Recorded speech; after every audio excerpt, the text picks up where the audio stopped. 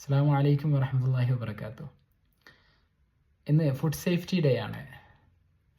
Food ഒട്ടും സുരക്ഷിതമല്ലാത്ത ഒരു ലോകത്താണ് നമ്മൾ ജീവിച്ചുകൊണ്ടിരിക്കുന്നത്. നമ്മൾ കഴിക്കുന്ന ഭക്ഷണം അത് പ്യുവർ ആണോ എന്നുള്ളത് ഓരോ ഉരുള കഴിക്കുമ്പോഴും സംശയത്തോടു കൂടെ മാത്രം നോക്കുന്ന ഒരു കാലം. അത്രമേൽ കീടനാശിനികളും അനാവശ്യമായിട്ടുള്ള രാസപദാർത്ഥങ്ങളും ഉപയോഗിക്കപ്പെട്ട ഭക്ഷണം. കൂടാതെ ഭക്ഷണം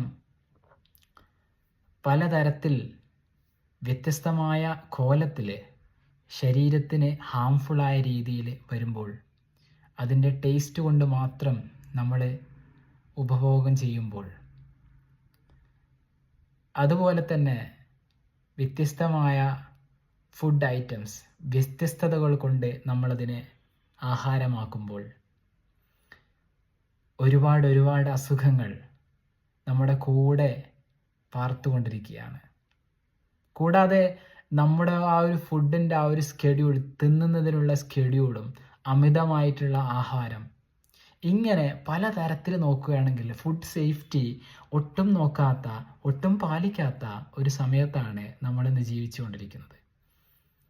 ഈ ഫുഡിൻ്റെ ഒരൊറ്റൊരു കാരണം കൊണ്ട് മാത്രം നമ്മുടെ ജീവിതം ടോട്ടലി മാറി മറിയുന്ന ഒരവസ്ഥ നമ്മൾ മനസ്സിലാക്കണം. ഒരുപക്ഷെ നമ്മുടെ ജീവിതത്തിലുള്ള എല്ലാ പ്രശ്നങ്ങളുടെയും കാരണക്കാരൻ ഈ ഒരു കഴിക്കുന്ന ആഹാരത്തിനെ അനുസരിച്ചായിരിക്കാം. നമ്മൾ കഴിക്കുന്ന ആഹാരത്തിനെ കൊണ്ട് മാത്രമായിരിക്കാം പ്രോബ്ലംസ് ഒക്കെ വരുന്നത്. ഒരു ക്ഷിപ്രകോപിയായ ഒരാളെ സംബന്ധിച്ച് പറയുകയാണെങ്കിൽ ചിലപ്പോൾ അയാൾ കഴിക്കുന്ന ഭക്ഷണം കൊണ്ടായിരിക്കാം അങ്ങനെ പെട്ടെന്ന് കോപം വരുന്നത്.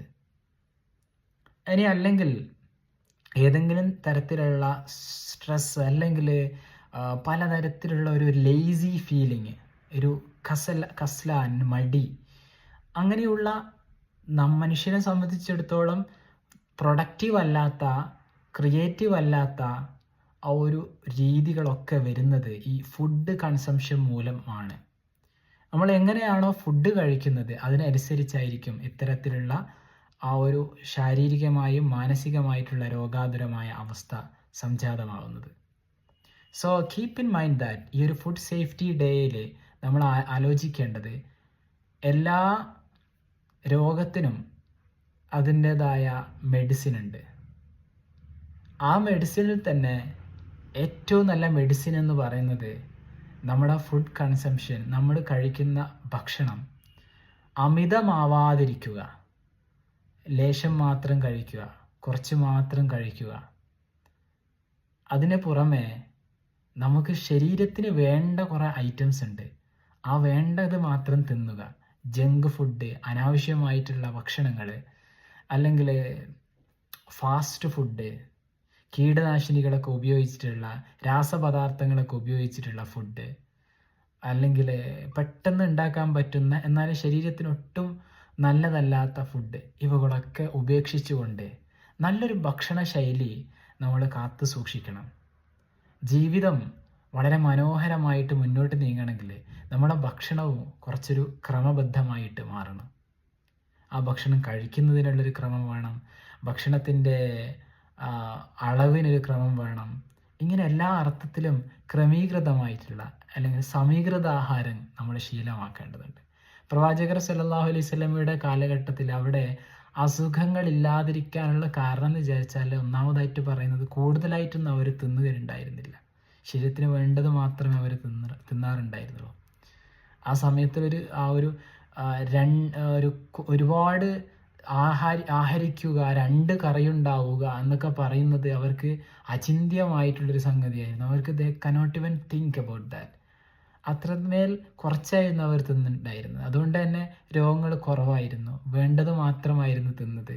അപ്പോൾ ഇങ്ങനെ നമ്മളും ഈ ഒരു രീതിയിൽ കുറച്ച് മാത്രം കഴിക്കുകയും സമീകൃത ആഹാരം വേണ്ടത് മാത്രം കഴിക്കുക, പ്രവാചകർ സല്ലല്ലാഹു അലൈഹി വസല്ലം നമ്മോട് പറഞ്ഞിട്ടുള്ള ഭക്ഷണത്തിൻ്റെ മര്യാദകൾ പാലിക്കുക, ഇങ്ങനെയൊക്കെ ചെയ്താൽ തന്നെ ഒരുപാട് മാറ്റങ്ങൾ ജീവിതത്തിലുണ്ടാവും. ഒരുപാട് രോഗങ്ങളിൽ നിന്ന് നമുക്ക് ശമനം കിട്ടുമെന്നുള്ളതിൽ യാതൊരു സംശയവുമില്ല.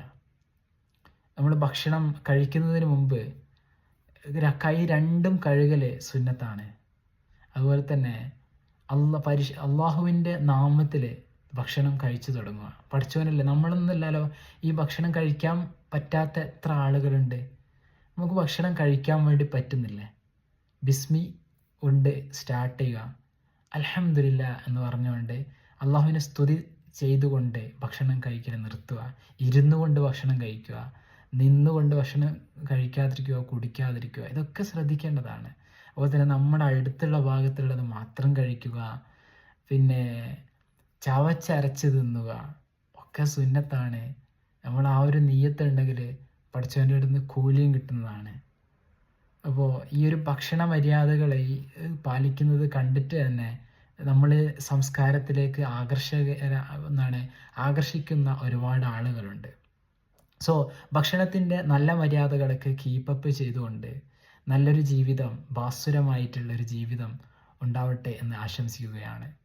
നല്ല സിഹത്തുള്ള ശരീരത്തിനായിട്ട്, നല്ല യശശരീരമായിട്ട് മാറാൻ വേണ്ടിയിട്ട്, നല്ല ആരോഗ്യമുള്ളവരായിട്ട് മാറാൻ വേണ്ടിയിട്ട്, ആരോഗ്യത്തോടെയുള്ള ആഫിയത്തുള്ള പഠിച്ചവൻ്റെ ത്വാഅത്തിലായിക്കൊണ്ടുള്ളൊരു ജീവിതം ഉണ്ടാവാൻ വേണ്ടി പ്രാർത്ഥിച്ചുകൊണ്ടേയിരിക്കുക.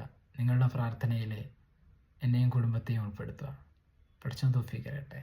നമ്മളൊക്കെ ആരോഗ്യം വളരെ സുദൃഢമായ, പഠിച്ചവന് വിധേയപ്പെട്ടുകൊണ്ട്, പഠിച്ചവന് നന്ദി ചെയ്തുകൊണ്ട് നല്ല രീതിയിൽ ആരെയും ബുദ്ധിമുട്ടിക്കാതെയുള്ള ജീവിതമായിട്ട് മാറട്ടെ പ്രാർത്ഥിക്കുകയാണ്. അസ്സലാമു അലൈക്കും വറഹ്മത്തുള്ളാഹി വബറകാതുഹു.